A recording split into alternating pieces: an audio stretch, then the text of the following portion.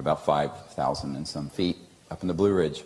And I was in deep meditation, and suddenly, after the meditation, I realized I wasn't alone. And there was I thought it was a deer that had beautiful almond-shaped eyes that was standing on its legs. I was an 18-year-old kid. I didn't know what this was. But it was an extraterrestrial life form. It touched me on my right shoulder, and all of my hair stood on end. Sort of like, and that's when I had a lot of hair. And it was this beautiful experience. And with that, I sort of like shifted out of space-time with this being in space with them. And it was in space. It was beautiful. And so began the experience of me using consciousness to make contact with these interstellar beings. And I began to experiment with it. So here I am, I'm an 18-year-old college student, and I'm experimenting with this, and every night that I do it, the National Park Service rangers and people are reporting UFOs being seen all over the area, and this big wave of UFOs start. And I realized that this really works, that you can go into quiet mind, remote view these civilizations wherever they are, using consciousness to see, set up a vector, like a landing vector if you're flying into LAX, that we do electronically, but you do this with thought, show them where we are, and ask them if they're able to come and interact with us. Now, they're not puppets on a string, but more often than not, something will happen. And so I didn't know what to do with this. I'm 18 years old, and I go, well, this is all very interesting, but kind of strange. And then I go on doing other things. And in 1990, I was basically visited and asked to start this entire effort, the CE5, Close Encounters of the Fifth Kind initiative. And the reason for it was that I later learned that there were a group of world leaders in November of 1989, including Papa Bush and Paris de Cuellar and a whole bunch of people who wanted to end the secrecy on this subject, but not in a way that was very conscious. And as an sort of result of this, and then the aftermath of it, something happened that shut that down. And when I had the meeting some years ago with Prince Hans-Adam von Liechtenstein, who's the Crown Prince of Liechtenstein, prior to a meeting with him, he had sent me a letter and said, Dr. Greer, you won't be able to do disclosure or contact, but not for reasons you think. I said, what? But I don't want to talk about it. I talked to him on the phone at his castle, but he says, well, I'm going to come to New York, let's meet. So we met. And what I discovered was that he and the other people who had been planning this in 1989, now remember this is over 25 years ago,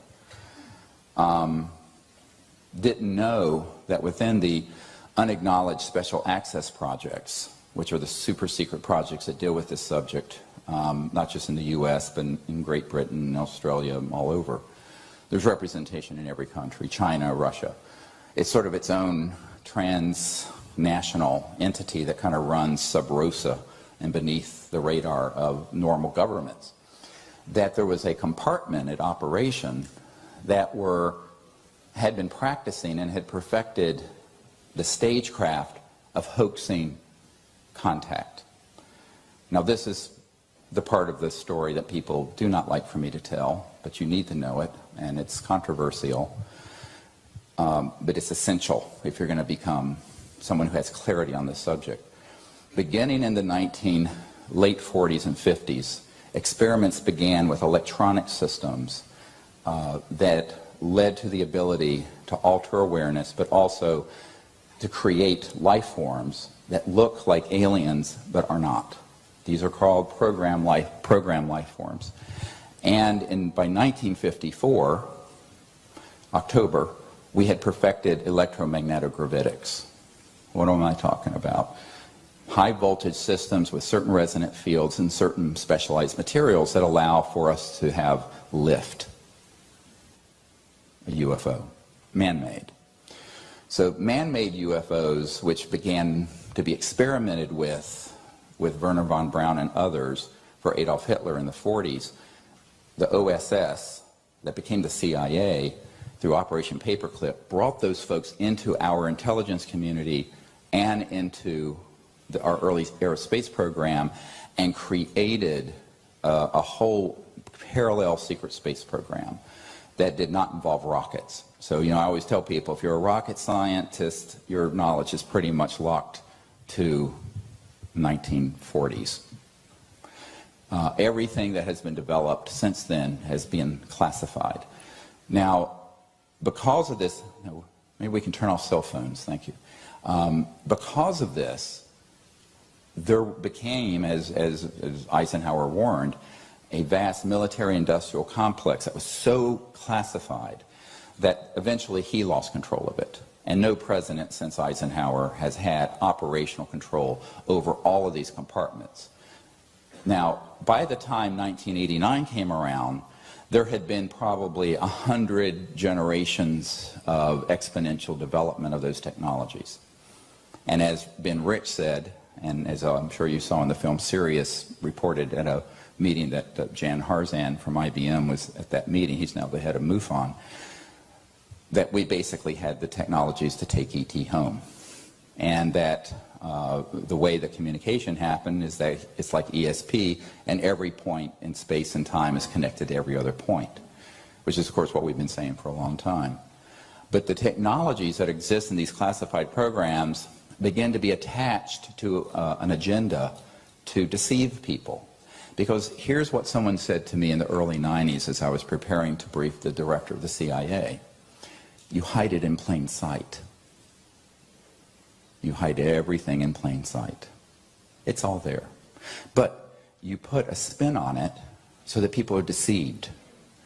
So it's either ridiculous or it's made to look kooky to keep it out of the mainstream media or academic circles, or it's something very frightening, so people don't want to approach it, they're terrified. And the added benefit of scaring people is that then you lay the foundation for what Wernher von Braun warned us about on his deathbed, that there was an agenda to stage an alien attack on Earth for the purpose of expanding the control of this military-industrial junta that is the biggest industry on the planet today, and seize more and more control through a false flag type operation like the Gulf of Tonkin in Vietnam, which, as you know, expanded the Vietnam War exponentially when we sort of hoaxed and staged the attack on our vessels in the Gulf of Tonkin in Vietnam. But this would be on a cosmic level. So beginning in the 50s and 60s, a plan was created to have events happen, controlled events, that would convince people that they were having experiences from ETs that were actually being done through what's called stagecraft from people. Now, Pérez de Cuellar didn't know this, the UN Secretary General, nor at that time did Papa Bush, the elder, not W, who was President of the United States in 1989, or Prince Hans Anna von Liechtenstein. But so what happened, and many of you may have heard of this through some of the work and research Bud Hopkins did, was that Pérez de Cuellar was abducted out of his limousine at 3 in the morning out of Midtown Manhattan. Of course, and he was told by the, quote, aliens to stop the disclosure effort, and that if he didn't, every world leader involved, including the President of the United States, would be abducted. And this blew up, I'm quoting from the Prince, like an atomic bomb in the Bush White House. The whole thing was shut down. Everything was shut down. So Gorbachev was involved, Papa Bush was involved, Pérez de Cuellar was involved, and Prince Hans Anna von Liechtenstein. Now, I asked the Prince how he knew about this event that happened to Pérez de Cuellar. He says, because I'm very good friends with him and I was involved in this operation and knew about it when it happened. So that's the true story. Now, what Prince didn't know is that it was staged. It was what's called stagecraft. And I have a document from the 90s from the SSI, an organization that deals with Strategic Studies Institute is what it's called. And it talks about staging and hoaxing UFO events and abductions, it says the word, and mutilations for the purpose of scaring people so that it would create the psychological foundation for conflict in the future between Earth, humans, and these other civilizations. Now, I know this sounds terribly Machiavellian, and it is, but you have to consider, as a Pentagon person told me once, God help us that peace would break out. Because, well, I mean, you know, we're spending almost $1 trillion a year in the United States on military, homeland security, intelligence, et cetera, and so on. So you've got to keep some fires burning. So the whole global terrorism thing that's been manipulated to allow to get out of control, frankly, is to keep that fire burning until they can hit the button on the false flag interstellar.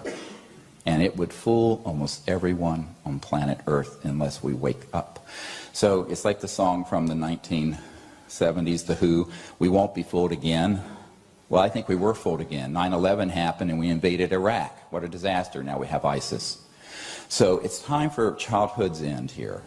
And I'm going into this stuff not to kind of like scare people or be controversial, but I think that you need to know the truth about these things before we go on to what it means to become an ambassador to these civilizations. Otherwise, you're going to be taking all manner of baggage into your contact effort when you're out under the stars with your friends. So let's jettison the baggage and the disinfo packet, the disinformation packet, so that we get clarity on what this is. I don't speak of these things just to sort of put down any other person's research. I think most people are trying to report out what they're finding, but they don't know what the originating source of the finding is. For example, they don't know that EG&G and prior to that Siemens were building the implants that were being put into the people being abducted. They think they're from an interstellar civilization, which they are not. So this information is very explosive. People hate it when I speak about it because people like to have someone to hate. Now let's talk about that. Why is it that humans always want to find someone that they can vent otherness onto? Well, for a long time, I grew up in the 50s and 60s in the South. It was black people. I still remember having black and white water fountains in the late 50s and early 60s in North Carolina, where my father worked at a Sears store. Shocking. Then we had to hate someone else, some other culture, some other religion, gay people, whatever it is. You make up somebody that you can vent all of your hatred on and feel that you're better than they are. And where does this come from? Where does this original sin, if there is one, it's this divisiveness, come from? Well, if you study chimpanzees and other primates, which I have done, what you find is that they do organize into troops and into war. And we are 98.5% identical to chimpanzees.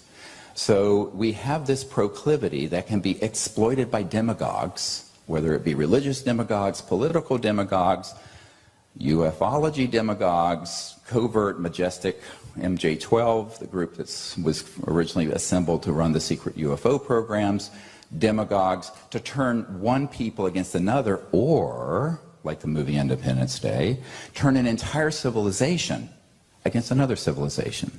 Why? Because in that conflict and fear, they can amass more and more centralized power. It's all about control and power. So how do we, it's like that song from In Vogue, "Free Your Mind," you know, it's like, you know, remember that song? You got to free your mind, honey, because here's the problem. If you pull all that into your paradigm, what you're going to do is simply replace one enemy for another. And that's what they have always wanted us to do. They've always had at the ready the next level of conflict, the next level of enemy. And the big one is not in Iraq or Tehran, it's out there that they're wanting to concoct. So I think we have to be very careful that we are not manipulated into this stupidity. Because if we are, we're going to get into the biggest catastrophe in human history, much worse than World War II. And I will remind you that no less a figure than General Douglas MacArthur in the well of the Congress in the 1950s, when he was leaving his post, said, World War III will be interplanetary. So this xenophobia and fear-mongering and what have you began to be hatched about the time I was born in the mid-50s, and before many of you were alive. So we have to understand that the ability for a group that has trillions of dollars at their disposal to falsely inform people and to manipulate in a propagandist way, much like Hitler did against Jews and gypsies and gay people and socialists or whoever it was to justify the Holocaust, that psychological warfare propaganda was basically taken from the ashes of World War II and then reapplied to this subject, which pretty much explains most of what is known as retail ufology. And it's for this reason that, of course, I've always been the black sheep in that field. Because people do not, it's like Gloria Steinem said, the truth will set you free, but first it will piss you off. So people, always say, we just want to know the truth. And I'm going, well, I'm not so sure you do. But I'm going to share it anyway. Now, this is what I learned in the early 90s. I didn't know this until the early to mid 90s because I didn't have meetings with people who were read into, military speak is read into, or briefed at that level of compartmented intelligence, top secret SCI, special compartment intelligence. And I began to meet with not one. If I had heard this from one person, I would have dismissed it as crackpot. But I heard it from dozens. And then it began to make sense. But the problem is, there are people who've had contact, they get labeled an abductee, but they've had contact that was actually ET. And then you have people who have been targeted with what are called programmed life forms that are these robotic creatures. Everybody's seen the Stan Romanek tape of Boo, that little ET thing in the window? Well, there's one that Disney Studio bought up the rights for that no one has seen, but a few of us. I saw it in his kitchen. Of one of these PLFs breaking into his house through a canister. He passed out, the camera falls over, and it's this gray that looks like a robotic thing. And someone from the intelligence community who apparently knew his father, who was in the Air Force, kept calling him with a sound-modified, voice-modified, British-sounding woman's voice saying, Stan, it's one of the fake ones. It's one of the fake ones. It's one of the fake ones, over and over again. So when I got to Stan Romanek's house in Denver, he said, what does this mean, a fake one? I said, and there was a MUFON investigator there who was supposed to be an expert on abductions. And I went, well, this is the ones that are being made in the outback of Australia at Pine Gap and at Dulce and at the Dugway Proving Grounds and underground bases, and they are nano-bio machines. They're biologicals that are robotic and have integrated circuits in their neural cortex. They're man-made. And people looked at me like, what? I said, you don't know about that? It began to be written about by Martin Cannon in 1988. So this is old news, but somehow it never breaks its way onto the History Channel.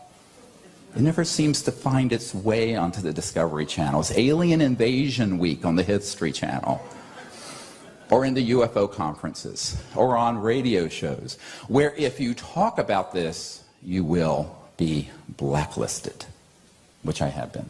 So this is the deepest, darkest part of the secret of the UFO issue, that they have developed technologies that can masquerade as ET that aren't, that there are technologies, as Ben Rich correctly said, the head of the Lockheed super secret skunk works up here in the high desert of California, where we could take ET home.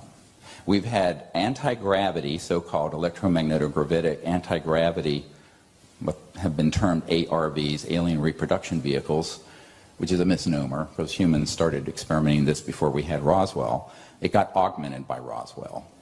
But so we've had that since the 50s. But everyone ignores, now I'm a medical doctor and I have family members who are PhD geneticists from UCSF and other top schools. Everyone's ignored the biological. So people think that, well, UFO people get their minds around the fact that there's been some really top secret stuff that's happened with free energy and anti-gravity, but a concomitant level, and maybe larger level, of top secret research has been done on biologicals. Now, because of that, we have to be very careful. In this sense, I guess I'm the biggest skeptic in this room about almost everything that's reported out as a UFO, because the first thing I have to go, after you've ignored people who see Venus or people who see whatever it is rising, or a star on the horizon twinkling, and it is something that is an unidentified object, is it ours or theirs? Is it ours or is it interstellar? You've got to go through that algorithm. First thing, off the bat, boom.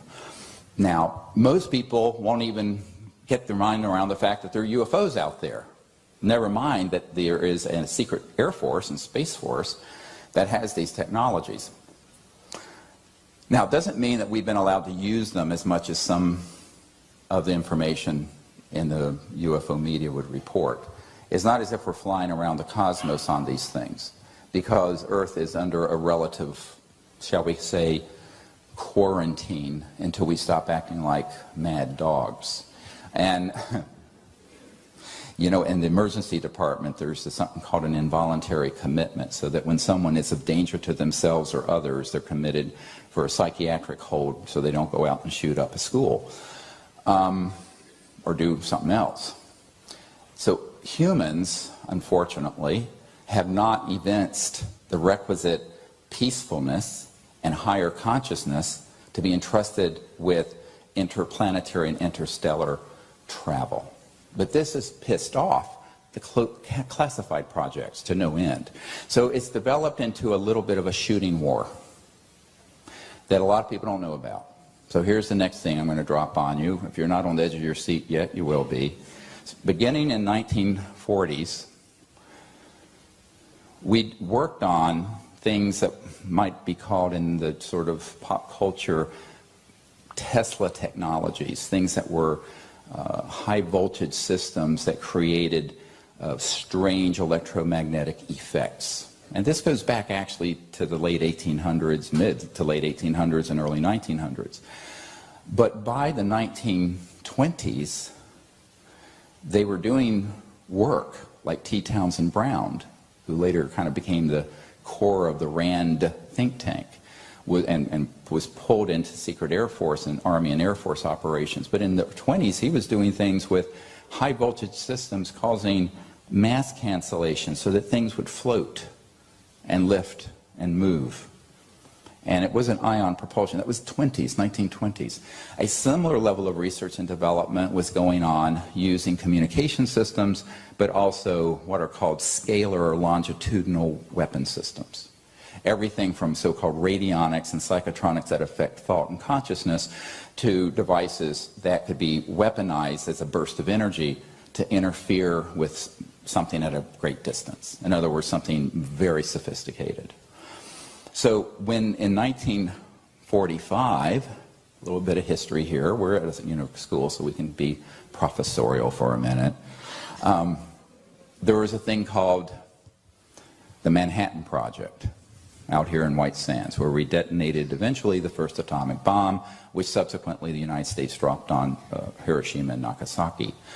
But there was, by 1947, there was only one atomic bomb squadron in the world. The Soviets didn't have it, the British didn't have it, the French didn't have it. They were working on it. And it was in a place called Roswell, New Mexico. And all of you know what happened at Roswell. Except you don't. You don't go from interstellar distances and just lose your way in broad daylight over the desert of New Mexico and run out of gas and crash. All right, so let's pretend we have a brain. What actually happened, and this is in a document, it's on our website, from the FBI, from Guy Hotel, a field agent, to the J. Edgar Hoover, is that a special and new radar installation, euphemism, radar, electromagnetic, but it was configured to have this scalar longitudinal energy in it, which basically, what that is, light is a wave like this, okay, and if you have a laser, it's all one wavelength that is synchronized coherently, which is like green or blue or red. That's what a laser is. And its crystal is used to create that. coherence. But then what if you have light that is a point that doesn't have a wave aspect, but it's just a line? Well, now you're going in multiples of the speed of light. And it is. It is not limited to the speed of 186,000 miles per second. But that technology can and has been weaponized. Okay, so now we get to what was really at Roswell that they were experimenting with that caused two ET vehicles to run into each other. One crashed north of Roswell and just exploded in smithereens because it hit the other one when they switched the system on, because it was a fully materialized 3D object, which they are very careful not to do anymore. We'll get to this. The other one continued on a western trajectory and impacted near Socorro, and that's where the little EB, the little extraterrestrial biological entity, was retrieved that you've heard about. That did happen. So that whole cat and mouse game, or cowboys and Indians nonsense, began in the 40s. Now that's 70 years ago almost, 68 years ago, this summer. So the technologies that allow for tracking, targeting, and hitting interstellar vehicles has gone through multiple generations of refinement. And I won't bore you. We don't have enough time to go into all the information we've collected on this. But just from an operational fund of knowledge you all need to have. A man that I know who was an electronics genius had a corporation that developed a neutrino light detector. And what that is was his way of expressing when an object is not fully in the 3D, it's not fully materialized, it moves as it begins to cross from the transdimensional world, which is closely approximated to what you would call astral dream body energy. You're going to find out in a minute why they call dreamland dreamland out here at Area 51. That spacecraft, as it steps down, as it were, from the energy and resonant field that's transdimensional and non-materialized, releases a burst of this neutrino energy, or neutrino light, that this man, not for that purpose, for other research purposes, had invented a detector for. But in 1974, I believe it was, he was hit with a national security order, bless you, a national security order, NSO, so that technology was seized and put on all the NRO satellites, National Reconnaissance Office.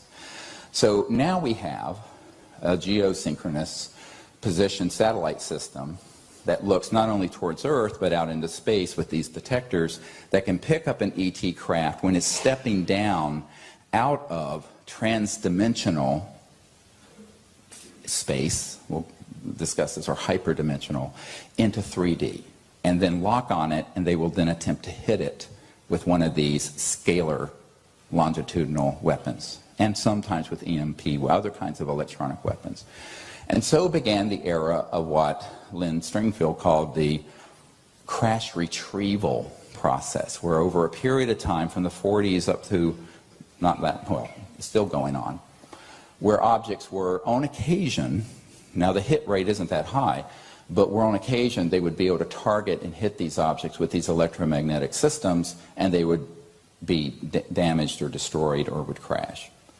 I have one man on my team who worked near Fort Huachuca, which is Army Intelligence Headquarters, and there's an underground base there. And back in the 70s, at that time, they had 9 extraterrestrial vehicles that were in storage there, and also the bodies from different species had been autopsied near Fort Huachuca, which ironically is near Tombstone, Arizona. There's some weird ironies in all of this. Now, why did I divert into all that? Because when I stepped on the stage in 1990, starting the Close Encounters of the Fifth Kind initiative, using consciousness and remote viewing to contact ETs, we stepped into a hornet's nest that had been in the making already for 40 or 50 years. And what the result of that was, I was immediately contacted by people in the intelligence community. and the former head of Army intelligence and some NSA people who said, what the hell do you think you're doing? And I said, well, I'm doing exactly what I've written I'm doing. I'm going to organize teams to be citizen diplomats to these civilizations using advanced concepts in physics and consciousness. And basically I was threatened and told I shouldn't and couldn't, and I said, watch me.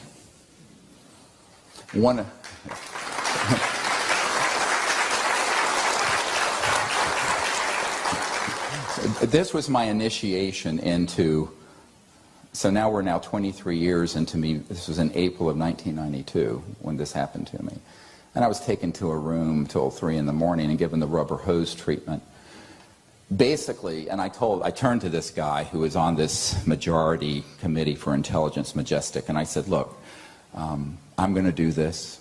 I'm not rich, but I'm a doctor. I don't need your money. I died when I was 17, and I know there is no death, and death is a myth, so I'm not afraid of you. And I figured out the Rosetta Stone of contact, and there's nothing you can do about it if enough people start doing it. And he went like this and looked at me and said, well, you know exactly who this son of a bitch is? This old white-haired guy said, yeah, that's right, I am that son of a bitch. And then I said a few other choice words. Hey, I'm an emergency doctor, not, you know, a new age whatever. So, here comes the chest tube. Nice. But, you know, and I basically said, look, I've done some research on you, and I've got some documents on you that if you get in my way, you'll be in Fort Leavenworth Federal Penitentiary for the rest of your life. So leave me alone. You know, so this is that in 92. For 23 years, I've been dealing with that level of chicanery and nonsense. But the key thing to understand is the thing that launched the Disclosure Project was this. This is what launched all of it. They knew we had figured out the Rosetta Stone where people can be, every ordinary people like me and you, forget the government, high and mighties and all that, can become ambassadors from Earth to these people. And if enough people did it, this would be their ultimate nightmare because it's decentralized. See?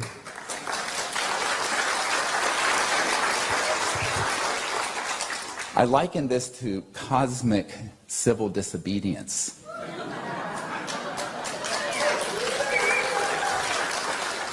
Just like Martin Luther King with the civil rights movement, if you've seen Selma, or Gandhi, or whoever. We're owning our right to be free citizens of the earth, free our minds from the disinformation, go into the future in universal consciousness and peace, and create a time of universal peace for 500,000 years. That's our job.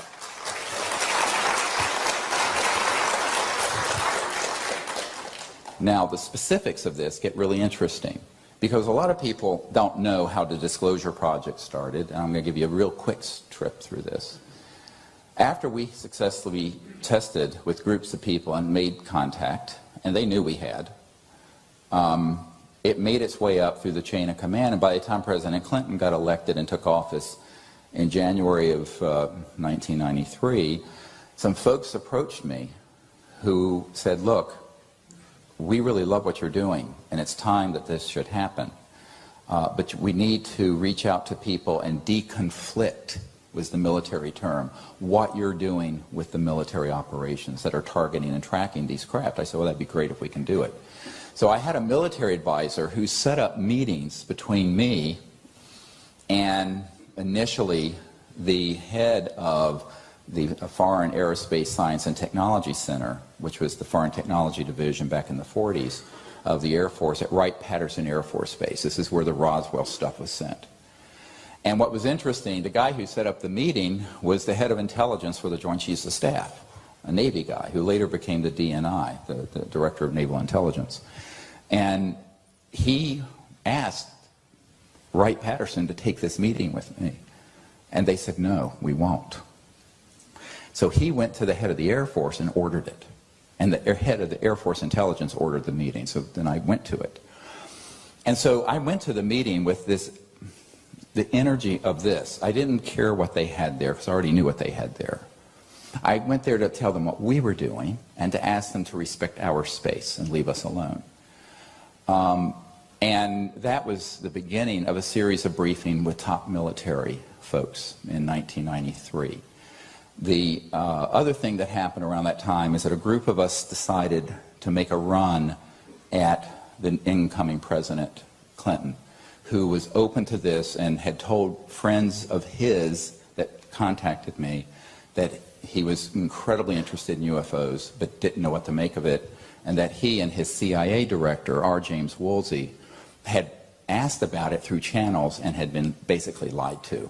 If you read Webster Hubbell's book, Friends in High Places, he talks about the fact that the president tried to find out about UFOs and, quote, were not happy with the answers they were getting. So they reached out to me, and I said, well, okay, let's make a briefing. So what you have now, if you go to SiriusDisclosure.com, the briefing materials are various generations. This is what we gave to President Obama, of the briefing asked for by President Clinton and his CIA director. And what we wanted to have happen, now this is in my constitutional naivete. I was in my 30s, young doctor, thought we still actually had a democracy and a government that was functional. How foolish of me, I suppose.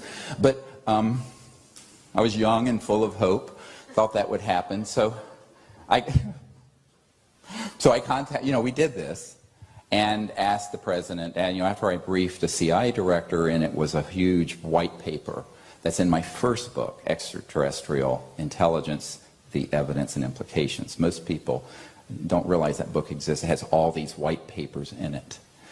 So, position papers and recommendations for the president. And I realized very quickly, within about a month or two, that the president didn't want to do it. But the reason the meeting was set up to begin with is because the friend of the CIA director and the president had known that we made contact through the CE5 initiative. So this interplanetary ambassador program is what started the Disclosure Project. And it started it quite accidentally. I never thought that I would go there at all. I wasn't interested in these politicians and military people. But what I realized was that we weren't doing this in a vacuum. We're doing this in a world that's become an armed camp, and we needed to take that into account if we were going to do it wisely and carefully. So I started this whole process, and it was called Project Starlight. The Associated Press sued the Clinton Library and got these documents a few years ago. And I was kind of mentoring a guy named Lawrence Rockefeller about this, who was friends with the Clintons, and it goes on and on. So, and you can read about that and hear about that another time. But the point I'm making is that the reason all that happened was that we wanted to have the president lead the effort with contact and disclosure. But a good friend of the president's came to my house and said, look, we think that this is great, but if the president pushes on this issue, he'll end up like Jack Kennedy.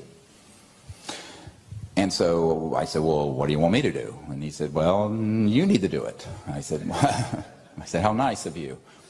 And it became very clear to me that what they were saying is that I wasn't important, I was expendable, and it didn't matter if I was killed.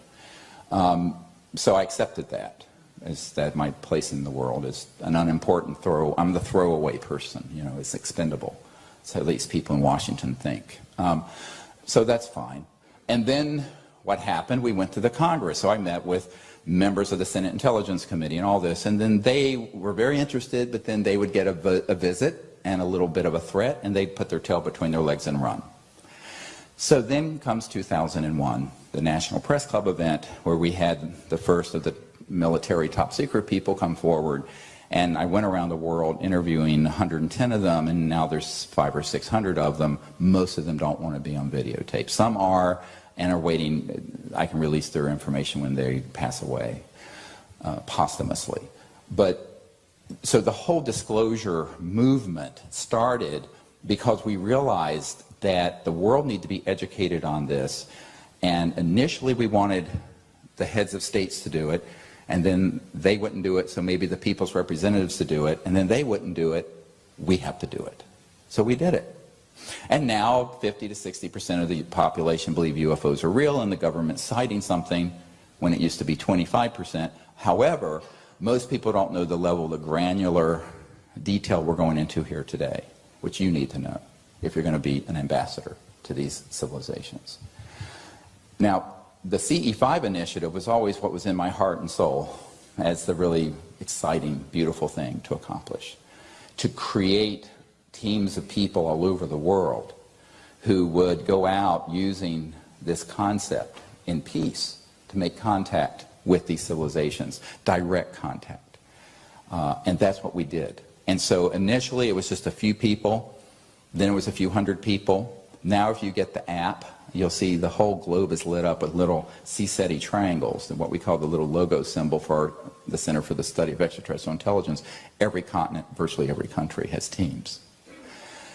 By the way, if you want to find who's in your area, you just go there and download the app. It's a free app. It's the etcontactnetwork.com app, but it's linked from our website, SiriusDisclosure.com. There's also a training app that takes you through the remote viewing course, all the protocols and everything that's also available. And there are thousands of people doing that. So now we have teams on every continent and virtually every country doing this.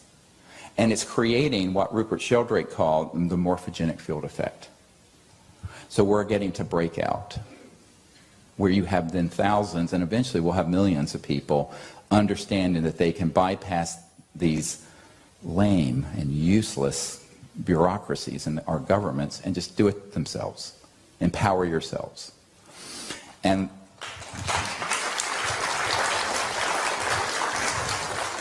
someone once asked me, you know, because there's a NASA regulation about having contact with extraterrestrials, I said, well, first of all, the people who wrote that don't know what you're talking about.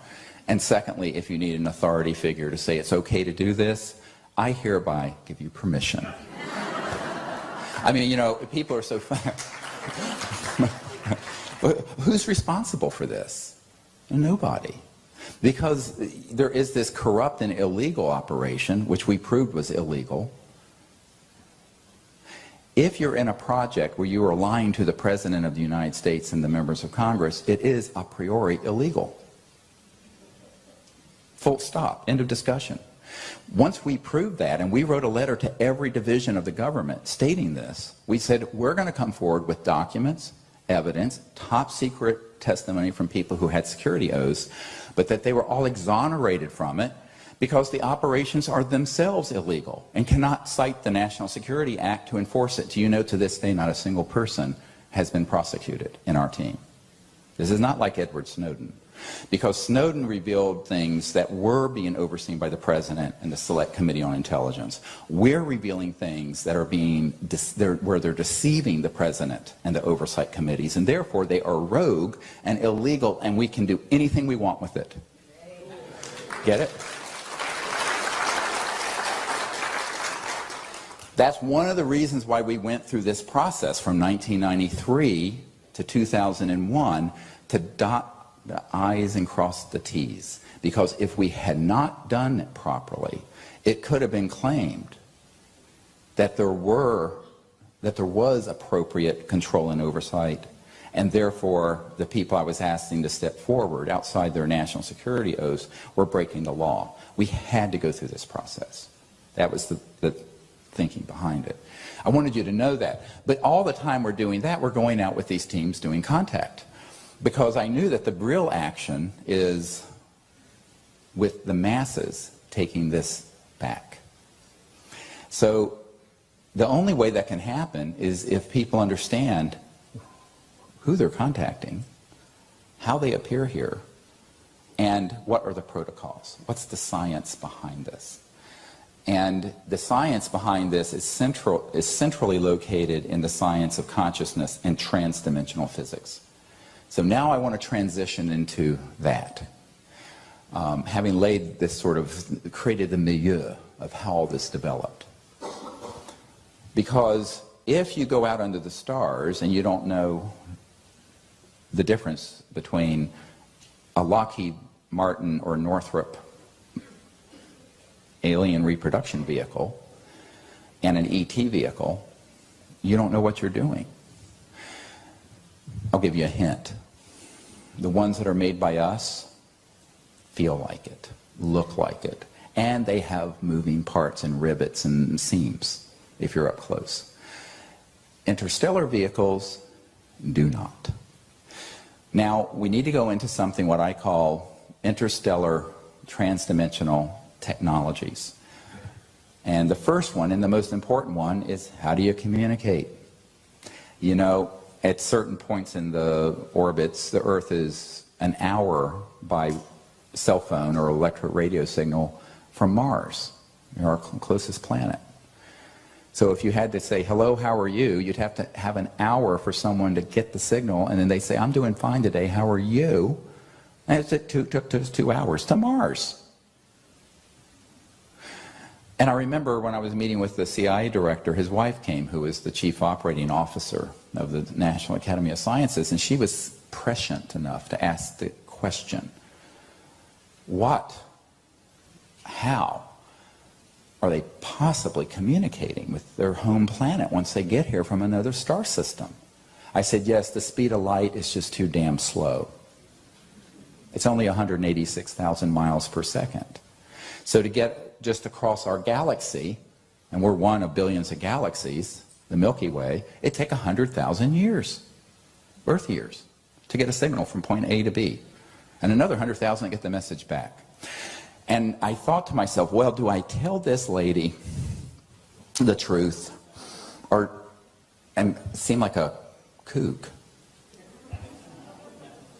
Or do I tell her something that sounds scientific and be respectable?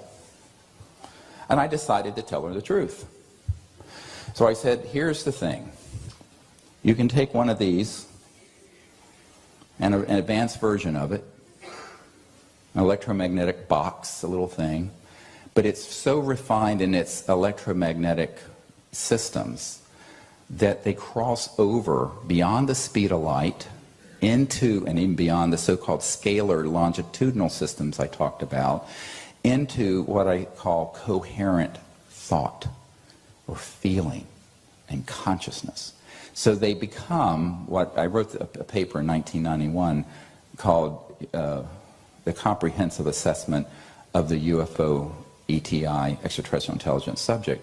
And in it I talk about technology-assisted consciousness, which is when you have a technological device that augments your awareness and assists with remote viewing and communication. Okay, so that's technology-assisted consciousness. But there's also consciousness-assisted technologies, where the consciousness of the person assist the technology or the guidance system or the what have you on the spacecraft. It goes both ways, is what I'm saying. So there's TAC and CAT. So technology-assisted consciousness and consciousness-assisted technologies. And what this means is that you can put your awareness in a coherent way from a centered intent, and this would then begin to communicate. So you don't have to touch it, and you don't have to have an electromagnetic signal to it. Exactly what Dr. John at Princeton Engineering Anomalies Research Lab, who was Professor Emeritus of Engineering, not New Age crystals, discovered. That the conscious mind and thought in a coherent way can interface with an electromagnetic device.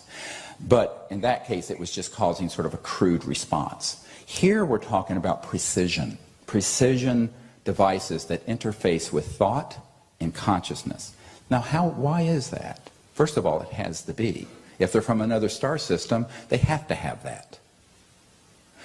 And secondly, it is the nature of going superluminal, faster than the speed of light. So the instant, let's say you take an object and you put a resonant field around this at certain voltages, and it begins to shift the angular momentum and spin of all the atoms. I'm not going to get into too much physics here because you'll all fall asleep. But this can just begin to shift. Now, it may first become massless or approach masslessness and begin to float. But you can shift it a little further and it disappears. Quote, unquote, dematerializes. That's the pop term for it. But that it's actually just shifted into another dimension. Okay? This is why the trans-dimensional physics are what is really, that whole area of science is what's really key. So once you reach the crossing point of light, the ability to move something out of linear 3D or 4D, if you won't count time, space and time. You move it into an energy field that very closely approximates visualized thought. How many people here have had a lucid dream where you're flying in the dream? I'm just curious to see. Almost everyone. Here's some news. That's what that is. So, very close to it. Okay, we're going to get into some refined ideas here. So when you are actually in the dream state, and what the Aboriginals in Australia call dream time, you're actually, you're so-called, the mystics called it astral body, but it actually has a physical component. I don't like the term metaphysics. So you just say metaphysics, well, you don't know what it is. It's nothing metaphysical about it. It's very physical. So your astral body actually is a sort of thought light form blueprint that actually manifests the physical body, not the other way around.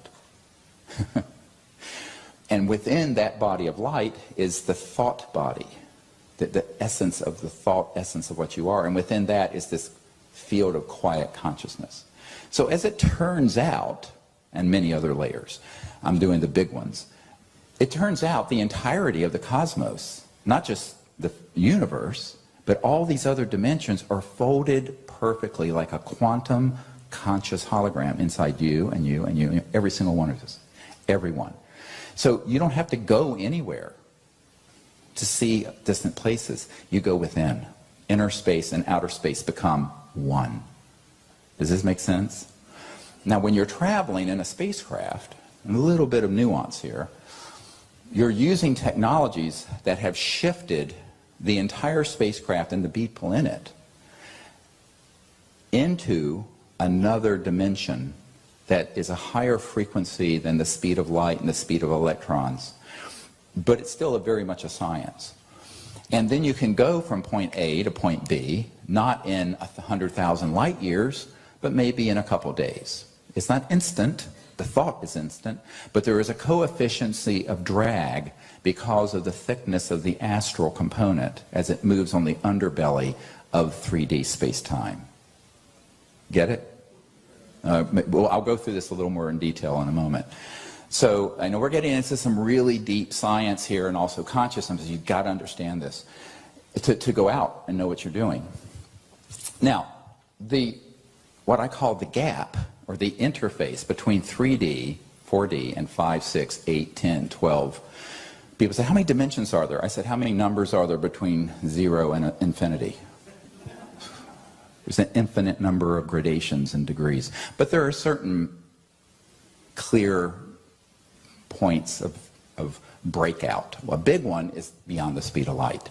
So the crossing point of light requires you to understand the electronics, which in the propulsion system of these craft, they do use crystalline materials and nanocrystalline materials, very high voltages at certain resonant frequencies. They can get lift and they can create a bubble, if they're fully materialized still, a sort of a space-time bubble around them where they can move at